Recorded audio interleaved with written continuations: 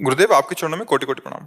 महर्षि, आपकी कृपा से पिछले लगभग 3 वर्ष से सत्संग सुन रहे हैं। सत्संग से श्रद्धा विश्वास जागृत होता है, पर जैसे जैसे श्रद्धा विश्वास पुष्ट होने लगता है, विचलित करने वाली परिस्थितियां भी लगातार आ रही हैं।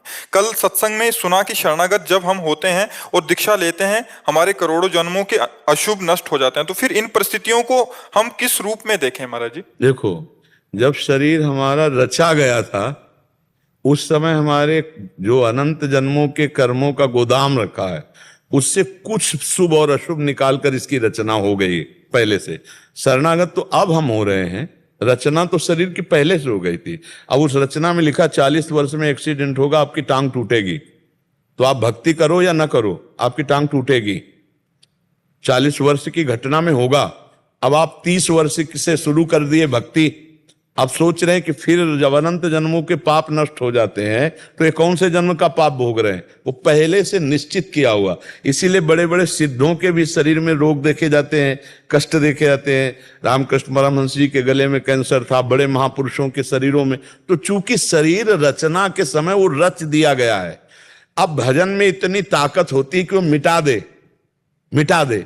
पर जैसे पुराने कपड़े से आपको नया कपड़ा मिल जाने पर संबंध नहीं रहता, पुराना कपड़ा फाड़ दिया जाए तो आपको परेशानी नहीं रहेगी। ऐसे ही जो उत्तम भजनानंदी संत हैं, वो अपने शरीर को पुराने कपड़े की तरह त्याग देते, तभी तो भजन की ऊंचाई में पहुंचे। तो शरीर के रोग को वो नष्ट कर सकते हैं, पर वो नष्ट नहीं करते, वो उसे भोग लेते हैं और भजन प्रताप से भगवान को प्राप्त कर लेते हैं। तो ये जो अभी आप लोगों ने भक्ति शुरू की है, ये आपकी अभी नई फसल है।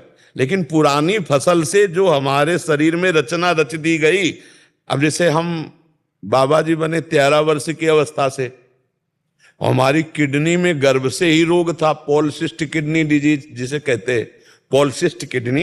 ये तो वंशानुगत रोग है। अब हमें क्या पता, 35 साल बाबा जी के बनने के बाद हमको वृंदावन में जब दर्द हुआ, जांच करे तो बोले पॉलिसिस्ट किडनी। अब भोगना पड़ रहा है। बाबा जी तो हम बचपन से हैं, लेकिन बाबा जी इस जन्म में हम बने, किसी जन्म का पाप कर्म का विधान गर्भ से ही रच दिया गया था कि मां को ये रोग था और उसी गर्भ से हमको हुआ, और भी संतानों को भी है, और भी औरों को भी है जो हमारे मां के गर्भ में रहे, उनके औरों के भी है। तो अब ये भोग हमारे पूर्व जन्म का है।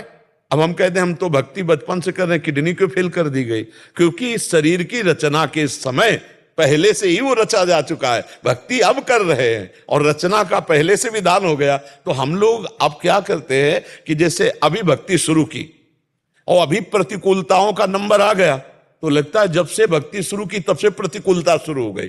एक आदमी पाप कर रहा है और चकाचक आनंद उसके बढ़ता चला जा रहा है, क्योंकि उसके पुण्य का प्रताप चल रहा है। और जिस दिन ये पुण्य का प्रताप खत्म हुआ और ये पाप कर्म और पूर्व पाप कर्म मिले तो ब्लास्ट हो जाएगा, नष्ट हो जाएगा। ऐसे ही भक्त का, अब जैसे आप भक्ति शुरू किए हो, आपका पाप कर्म का हिसाब चला, अब आपको कदम कदम पे विपत्ति, तो लग रहा है भक्ति का फल क्या है, लेकिन चुपचाप सह लो। ये नवीन भक्ति का फल और पुराना पुण्य जब लागू होगा और दोनों मिश्रित होंगे, पाप नष्ट हो जाएगा, तो जय जयकार मच जाएगी, आनंद फैल जाएगा, चारों तरफ से अनुकूलता ही अनुकूलता दिखाई देगी। पर हम लोगों को ये ज्ञान ना होने के कारण हम लोग सोचते हैं कि वो पाप कर्म करता है, शराब पीता है, व्यभिचार करता है और बड़े मौज से रह रहा है।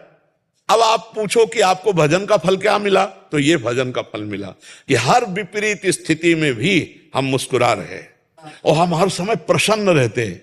भगवान की शरण में है ना, न मृत्यु का भय है, ना किसी बात की चिंता है, ना कोई, तो एकदम एक आनंद। हमारा दिमाग स्वस्थ है, शरीर अस्वस्थ है। आप लोगों का शरीर अस्वस्थ हो या ना हो, लेकिन दिमाग अस्वस्थ रहता है, इसलिए आप परेशान रहते हैं। शरीर भले माना कि स्वस्थ है, लेकिन आप चिंता, शोक, भय, इसलिए तो अध्यात्म में हमें क्या मिला? हमें प्रसन्नता मिली। तो ये कोई न सोचे कि भक्ति निष्फल जाती है। तो हम ये इसलिए अपनी बात इसलिए सुना देते हैं कि तुम्हें ये विश्वास हो जाए कि भगवान के मार्ग में दुख जो पूर्व से आया है उससे बचने की सामर्थ्य मिलती है। ये भक्ति में नहीं कि हम भक्ति शुरू की तो हमारे अनंत जन्मों के जब पाप नष्ट हो गए, तो किस पाप का? जिस पाप से निकालकर हमारे शरीर की रचना हुई है वो तो पहले हो गई ना। शरणागति तो हम अब हो रहे हैं, तो अब हमको सामर्थ्य मिलेगी सहने की, भोगने की, लेकिन भोगना पड़ेगा। अवश्य में वो भोक्तव्यम कृतम कर्म शुभाशुभम। इसलिए प्रसन्न होकर के चलो, ये संघर्ष में जीवन जियो। ऐसा क्यों डरते हो कि मतलब विपत्ति और दुख? अरे नहीं, चीर कर आगे निकलो विपत्तियों से। हम भगवान के अंश हैं, हम किसी भी स्थिति में हारने वाले नहीं। हर मार को सह कर राधा राधा कदम आगे बढ़ाते चले जाओ तो मंजिल हासिल हो। एक बार उस चढ़ाई पर चढ़ गए, खत्म खेल। अब किसी की ताकत नहीं कि किसी भी तरह से गिरा सके, क्योंकि वो ऊंचाई ऐसी होती जैसे भुना हुआ चना, चाहे जितना खाद पानी लगाओ अंकुर नहीं आएगा। ऐसे ही जब चित्त भगवदानंद में, तो फिर संसार के भोगों का आकर्षण थोड़ी हो सकता है। इसलिए बहुत आनंद का विषय, विश्वास मानकर चलो, आगे माला माल हो जाओगे। पर हमारे वचन में इतनी सामर्थ्य नहीं कि मैं उस आनंद को बोल सकूं जो मेरे प्रभु दिए हैं। हाँ, वो मतलब आप ये समझो, हर समय मेरा मन नाचता रहता है। प्रिया प्रीतम के चरणारविंद का आश्रय मिल गया ना, अब न मरने का भय है न कोई गम है, क्योंकि हमें पता है हमारा शरीर छूटते ही हम अपने प्रभु के पास जाएंगे। हमें कोई संशय नहीं है, तो हमारा मन नाचता रहता है, आनंदित रहता है। तो ये भक्ति का बल है। भक्ति का बल ये है, भक्ति का ये बल वर्तमान के भोगों को मिटा देने का नहीं। अगर मिटाने में लगते हो तो भगवत प्राप्ति नहीं होगी। पैसा है, अगर इधर खर्चा कर दिया तो फिर आगे की यात्रा रुक जाएगी। इसीलिए बड़े बड़े संत भोग लेते हैं, मिटाते नहीं, क्योंकि ये तो नष्ट ही होगा, आज नहीं तो कल नष्ट हो जाएगा। भाई जिनकी किडनी नहीं खराब, क्या वो नहीं मरते क्या? जवान जवान आदमी, कुछ मिनट में घटना घटती है, हार्ट दिल फेल हो जाता है, एक्सीडेंट हो जाता है, कोई घटना, तो ये तो मृत्यु लोक है, शरीर तो जाएगा ही। तो ज्ञान का मतलब है शरीर के राग से हटकर भगवान में चित्त जोड़ देना, ना कि शरीर के सुधार में बने रहना। इसलिए भक्ति को धोखा मत समझो, भक्ति को दुख देने वाली मत समझो। भक्ति तो आनंद प्रदान करने वाली, भगवान को अधीन करा लेने वाली। भगवान कहते हैं अहम भक्त पराधीनो अशुतंत्र युद्ध, भगवान भक्त के अधीन हो गए। देखो, जहां अर्जुन के पादुका हैं वहां भगवान बैठे, सारथी बने रथी की। जहां आप सोचो, जिनके चरणों की रखने की चौकी को ब्रह्मा शंकर आदि नमस्कार करते, वो भगवान श्री कृष्ण कहां अपने भक्त के लिए कितना झुक सकते हैं। भगवान अहम भक्त पराधीन हूं, मैं भक्त के अधीन हो जाता हूं। तो भला ऐसी भक्ति प्राप्त करके हम दुखी हो सकते हैं? नहीं, कितना भी दुख दे, जितना कष्ट दोगे चुपचाप सहेंगे, किसी से ये नहीं कहेंगे कि भगवान हमको कष्ट दिए हैं।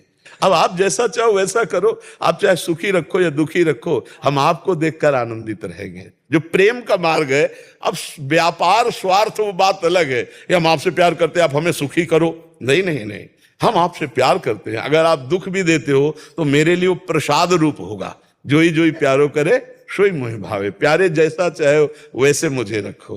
तो इसलिए भक्ति का फल ये नहीं कोई सोचे कि मेरे जीवन में दुख ही नहीं आएगा। दुख आएगा, क्योंकि पहले से निश्चित हो चुका है। दुख सहने की सामर्थ्य भक्ति देगी। एक दुख में कोई नाचे, ये केवल भक्त में होगा, दूसरी जगह नहीं होगा।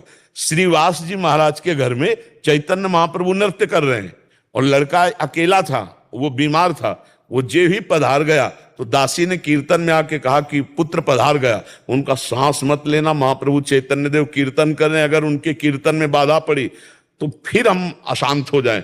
और करताल लेकर खूब जोर जोर से नाचने लगे। महाप्रभु चैतन्य देव तो भगवान के अवतार हैं। तत्काल कीर्तन रुका और कहा कुछ बात हो गई क्या मेरे मन में? तो किसी ने बताया कि श्रीवास का पुत्र पधार गया। श्रीवास को देखा तो करताल लेकर नाच। उनका श्रीवास तुमने बताया नहीं कि पुत्र पधार गया? बोले प्रभु मुझे इतना आनंद हुआ कि आप स्वयं नृत्य कर रहे हो, जीवात्मा शरीर छोड़ रहा हो, सीधे श्री हरि को प्राप्त हुआ। इससे बढ़कर लाभ और क्या हो सकता है? और फिर नाचने लगे। अकेला पुत्र मरे और वो करताल लेकर नाचे, ये भक्ति देती है। ये भक्ति देती, दूसरे में सामर्थ्य नहीं। भक्ति का यही फल है। कल एक भगत आए थे, बहुत दिनों से जुड़े हुए हैं, वकील हैं, उनका एक ही पुत्र था और अभी पधार गया। तो वो आके यही कह रहे थे कि आपको कैसे बताऊं, सत्संग ने मुझे कैसे बचाया, नाम जप ने मुझे कैसे बचाया। नहीं, ये दुख मैं नहीं झेल पा सकता था। मान लो बड़े वकील हैं और इसके बाद जितना अर्थ कमाया वो सब पुत्र के लिए, पुत्र चला गया, अब जीवन में क्या रह गया? फिर भी वो प्रसन्न है, फिर भी वो संतुष्ट है, क्योंकि वो भगवान के विधान को जान रहे हैं और सत्संग सुन रहे हैं। तो भक्ति हमें सहन करना सिखाती है। भक्ति हमें सहन करना सिखाती है। ये हमारे पूर्व जन्मों से जो निकला हुआ हिस्सा है वो है, और जो गोदाम जमा है उसमें आग लग जाएगी। सन्मुख होए जीव मुई जमहि, जन्म कोट यज्ञ नासो तबहि, उसमें आग लग गई, पर ये भोगना पड़ेगा। इसलिए विवेक पूर्वक चलो, भक्ति में अश्रद्धा मत करो, ये भगवान को भी अधीन करने वाली है। और तो बात जाने दो, सुमिर पवन सुत पावन नामू, अपने बस करी राखे राम।